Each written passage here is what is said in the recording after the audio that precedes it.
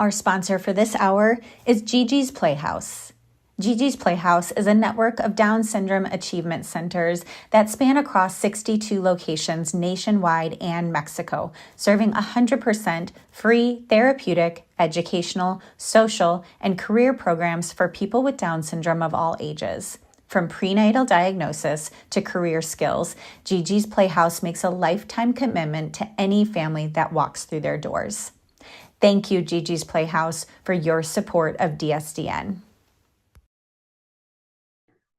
Hi, everybody. Welcome back to our DSDN Day celebration. We are so excited to have you join us. It is our 7 o'clock hour. We are rolling through the day. We were just talking about how awesome the day has been and just can't believe we're about wrapping it up, although I'm sure everybody on the backside can believe it and are ready to take a good rest after a very hard day and weeks worth of work that they've been doing on this. I have my next guest waiting for me, and he is no new guest for today. If you've been watching it all our live stream, you have already seen Tony. But Tony, in case people haven't gotten a chance to see you yet, will you introduce yourself for everybody out there? Sure. Thanks, Jen. And thanks for, again, letting me be a part of this day. It's been amazing so far to watch as I'm watching the live stream too. So it's been great. Yeah. My name is Tony Nowicki. I live just outside of St. Paul, Minnesota with my wife, Casey, my daughter, Ellie, and my son, Philip. And Philip is my rockin' kiddo. He is 5.5 years old. His background, we got a prenatal diagnosis. He was born with an AV canal defect, Hirschsprung's disease. He's G-tube fed. We did the 10 weeks in the NICU, 9 weeks in the PICU post-heart surgery, eyes, ear tubes, run the gambit. We've done it all. We're thankfully past a lot of this medical stuff. He still is G-tube fed, but outside of that, he's, a really healthy boy now.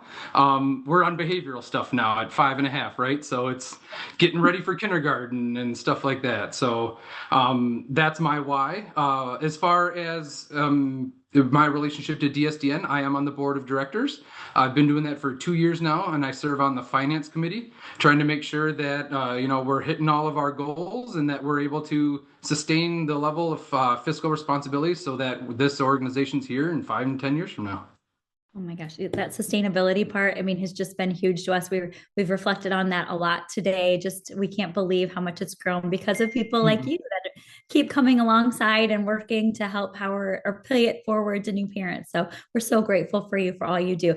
Now, I know you talked about board stuff earlier today with, I think, Cassie and Melissa or Patricia. I can't remember who was on when. One of those beautiful ladies you chatted with earlier. Tonight, we're going to talk a little bit about peer-to-peer fundraising because that is obviously what I've been very focused on this next time around as I've stepped away from the executive director role, but now we're all about the peer-to-peer fundraising. So tell me a little bit about that and like what inspired you to start fundraising for DSDN? And were you doing that before you were a board member in conjunction with that? Kind of how did that come to be? Yeah, and I think it's actually a little bit ironic that we're talking you and me right now because I first got involved with DSDN. There was a call put out to help the welcome gift, so to say something for dads, give them that way. And so I volunteered to just give my input, and we didn't get too many dads involved, but we got something together. And one of the things you did was offered a retreat scholarship to me for participating. And I was not going to go to Indianapolis before that. It was May. I wasn't signed up or anything, but I decided to go anyways. And as an introvert, I didn't know what to expect. And by the end of it, I was opening up to these dads. I've made best friends with a lot of these guys. We still chat throughout the year. I've been to every retreat since then, but I just felt this spark that I needed to give back to DSDN. So I started fundraising that first year, and I did start that the year before I was on the board. So I started fundraising my first year, and I tried to hit my first goal of 1,500, and I got to 3,000 or something like that, and I was just blown away. And the excitement has not gone away. So I've tried to like best my own self every year since then because I'm kind of chasing that high of trying to get more people for more funds for DSDN because of what it meant to me. To that first retreat meant a lot to me. So that's why I give back.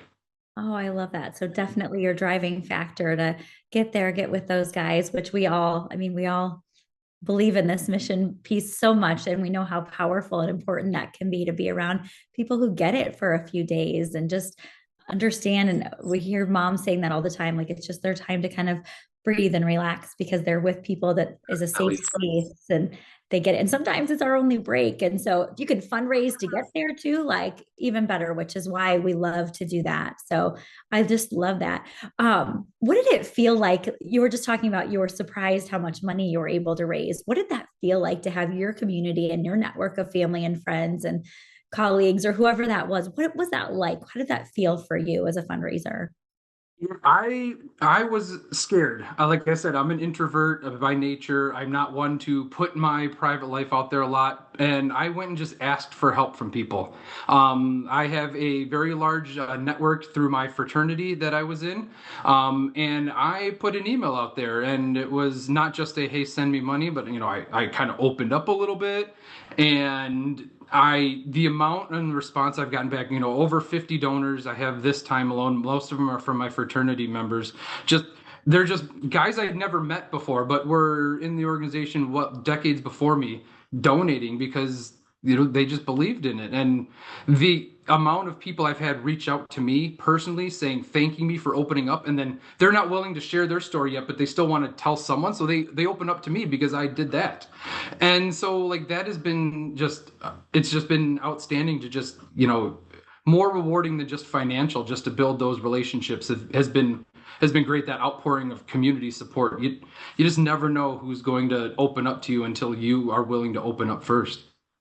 Yeah, I think that is just such a powerful piece of this. Obviously, for fundraising, we're trying to raise funds and donations, but the second piece of that, the advocacy and awareness and just putting yourself out there in the community, I mean, has just been huge, I think, for so many of us. And and just a piece that we didn't really think about when it came along, but how it Right. just such a natural part of that is just an amazing other piece of this that we can support DSDN financially, but then also all this extra advocacy and awareness out there.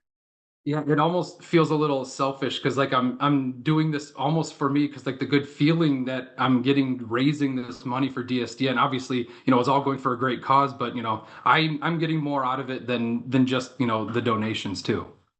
Absolutely. Oh my gosh, I just love to hear that.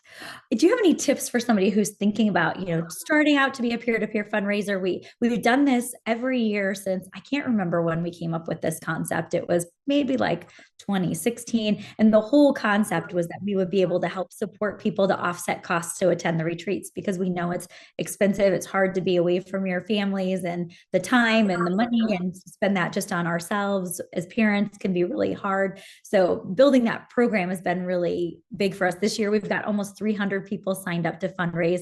If there's somebody that's thinking about it, number one, they need to know that they still have time. We've got the whole month of May still, which can work out. Yep, 1 month left, so that can work. But what would you say? Should they try it? What should they think about if they're going to think about it? Go for it. You don't know what you're going to do, and you literally have nothing to lose to just try it. Even if you're not going to go to the retreat, we got staycation prizes that you can earn too. So whether or not you're fundraising just to earn to a level, I mean, that's why I started fundraising. Obviously, the more you get involved and realize that DSDN does more than just the retreats. We do the medical outreach and the community engagement and all the connections that, there's reason to give. So even if you fundraise and you earn $5, $10, $15, it still goes towards the mission, which is really important. But I would say be vulnerable, put yourself out there, talk to people. I have learned much about myself by being vulnerable. I have people reach out to me saying, I never even thought about this. People who are acquaintances or connections of connections who see my post that someone else will post about, reach out and donate just because they felt inspired by my story. And you all have an amazing story too. One that we're struggling together, but we're persevering together and we're coming together, and share all that, and people will be moved. I think that was the number one piece of advice I could give. Yeah, I love that. And I do think so many of us have found once we share that diagnosis experience, because even our closest family and friends who supported us through those times, when they really hear us capture it during that time and how raw and real some of those moments still really are for us. Even Owen, is almost 13, and I can still, I feel like I could be in that room with that doctor again at the blink of an eye. Like it really feels that on the surface still. And, if we can help people share those experiences to help advocate and spread awareness, and then also raise money and support DSDN at the same time, it really does feel like a win-win. It is. Yeah, it's fantastic. I agree.